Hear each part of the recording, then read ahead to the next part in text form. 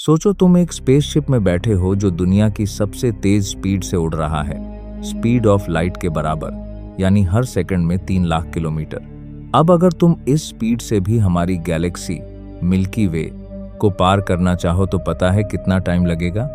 पूरे 1 लाख साल। मतलब अगर तुम आज इस सफर पर निकलो तो तुम्हारी 4 शून्य पीढ़ियां आएंगी और जाएंगी, तब जाकर कहीं यह सफर खत्म होगा।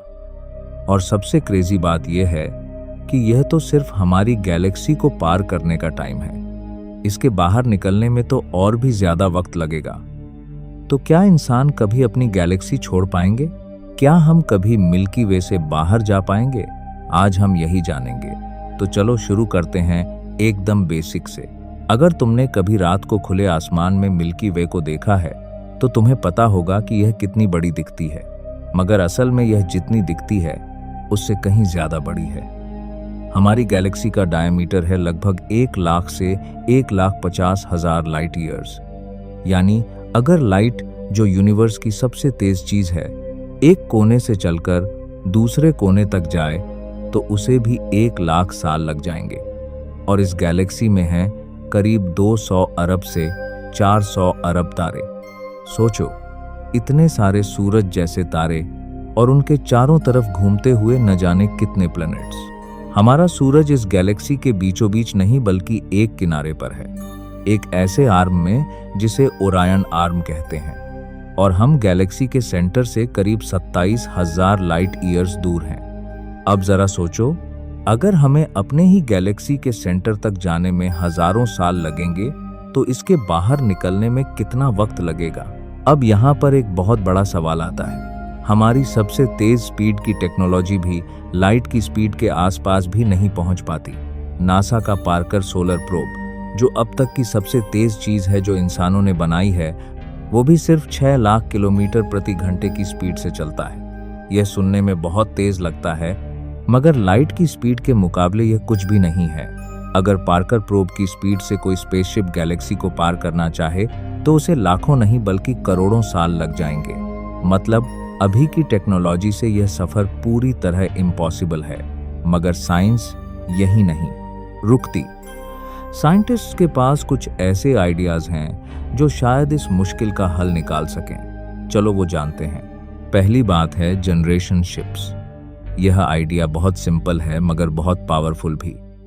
इसमें एक बहुत बड़ा स्पेसशिप बनाया जाएगा, इतना बड़ा कि उसके अंदर एक पूरा शहर बसाया जा सके। खेत हों, घर हों, स्कूल हों, अस्पताल हों, सब कुछ। इस शिप में लोग रहेंगे, बच्चे पैदा होंगे, वो बच्चे बड़े होंगे, उनके भी बच्चे होंगे, और यह सिलसिला पीढ़ी दर पीढ़ी चलता रहेगा जब तक शिप अपनी मंजिल तक न पहुंच जाए। मतलब जो लोग सफर शुरू करेंगे वो कभी अपनी मंजिल नहीं देखेंगे, मगर उनकी 1000वीं पीढ़ी शायद देख पाए। यह सुनने में साइंस फिक्शन जैसा लगता है, मगर साइंटिस्ट्स इस पर सीरियसली काम कर रहे हैं। सबसे बड़ी चुनौती है इतने बड़े शिप में हजारों साल तक जिंदगी को टिकाए रखना बिना किसी बाहरी मदद के। दूसरी बात है क्रायोजेनिक स्लीप, यानी हाइबरनेशन। इस आइडिया में इंसानों को एक तरह की गहरी नींद में सुलाया जाएगा, जैसे कुछ जानवर सर्दियों में हाइबरनेट करते हैं। इस नींद में शरीर की सारी प्रोसेस बहुत धीमी हो जाएंगी और उम्र भी बहुत धीरे बढ़ेगी। तो अगर सफर में 1000 साल भी लगें तो इंसान को वो 1000 साल जीने नहीं पड़ेंगे। वो बस सोता रहेगा और मंजिल पर पहुंचकर जागेगा। मगर अभी तक साइंस इतनी एडवांस नहीं हुई है कि इंसान को इतने लंबे टाइम के लिए सुरक्षित तरीके से सुलाया जा सके।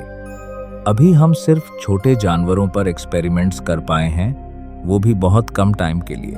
तीसरी बात है वॉर्म होल्स। यह एक थ्योरी है जो आइंस्टीन के इक्वेशंस से निकलती है। वॉर्म होल एक तरह का शॉर्टकट होता है स्पेस में, जो 2 बहुत दूर की जगहों को आपस में जोड़ देता है। सोचो, अगर तुम एक कागज को मोड़ो और उसके 2 कोनों में पेन से छेद कर दो तो वो दोनों कोने आपस में जुड़ जाएंगे, भले ही कागज पर वो दूर हों।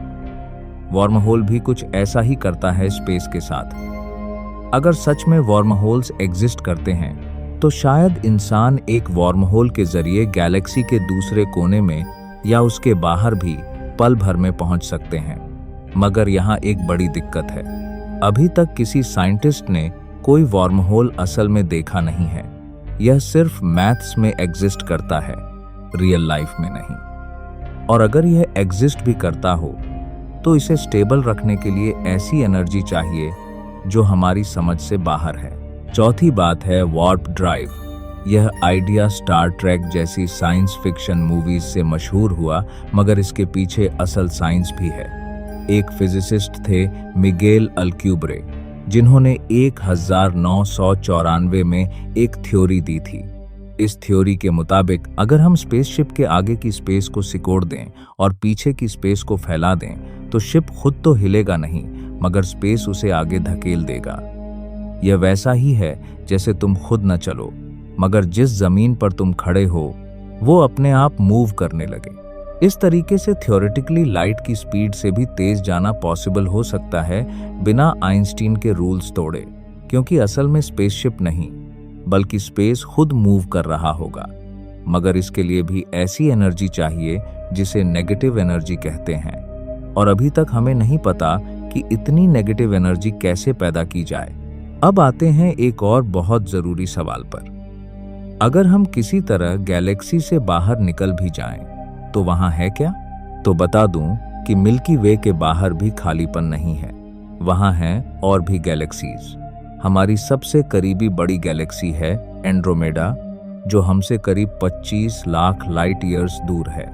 मतलब अगर हम मिल्की वे से बाहर निकलने में ही 1 लाख साल लगा रहे हैं, तो एंड्रोमेडा तक पहुंचने में तो हमें 20 गुना ज्यादा टाइम लगेगा।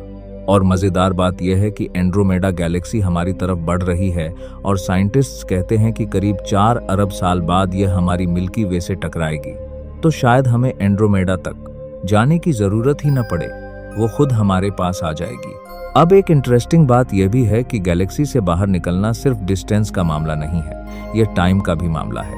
हमारी उम्र बहुत छोटी है, सिर्फ कुछ दशकों की, मगर स्पेस के सफर हजारों, लाखों, करोड़ों सालों में मापे जाते हैं। इंसान की सबसे बड़ी चुनौती डिस्टेंस नहीं बल्कि टाइम है।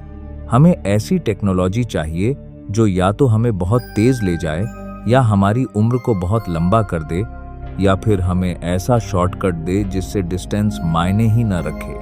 मगर यहाँ एक उम्मीद की बात भी है। सिर्फ 100 साल पहले तक इंसान जमीन से उड़ भी नहीं पाता था, और आज हम मंगल ग्रह पर रोवर्स भेज रहे हैं, स्पेस स्टेशन में महीनों रह रहे हैं और प्लूटो जैसी दूर की जगहों की फोटोज ले चुके हैं। साइंस बहुत तेजी से आगे बढ़ती है, और अक्सर वो चीजें जो कल इम्पॉसिबल लगती थीं, वो कुछ दशकों बाद पॉसिबल बन जाती हैं। शायद आज से 500 या 1000 साल बाद हमारे पास ऐसी टेक्नोलॉजी हो जो आज हमारी सोच से बाहर है। तो फाइनल सवाल पर वापस आते हैं, क्या इंसान कभी मिल्की वे गैलेक्सी छोड़ पाएंगे? अभी की साइंस के हिसाब से इसका जवाब है बहुत मुश्किल, मगर पूरी तरह इम्पॉसिबल नहीं। हमें या तो जनरेशन शिप्स जैसी लंबी यात्राओं का सहारा लेना होगा, या फिर वार्म होल्स और वार्प ड्राइव जैसी थ्योरीज को हकीकत बनाना होगा। और शायद यह सफर हमारी पीढ़ी नहीं बल्कि हमारे बाद आने वाली न जाने कितनी पीढ़ियां तय करेंगी। तो ये थी कहानी इस बात की कि क्या इंसान कभी अपनी गैलेक्सी छोड़ पाएंगे। एक ऐसा सफर जो शायद अभी सिर्फ हमारी कल्पना में है, मगर जिसे हकीकत बनाने की कोशिश साइंस लगातार कर रही है। मिल्की वे हमें याद दिलाती है कि हम इस विशाल ब्रह्मांड में कितने छोटे हैं, और साथ ही यह भी कि इंसानों की जिज्ञासा कितनी बड़ी है, इतनी बड़ी कि हम उस चीज को भी पाने की कोशिश करते हैं जो शायद हमसे लाखों साल दूर हो।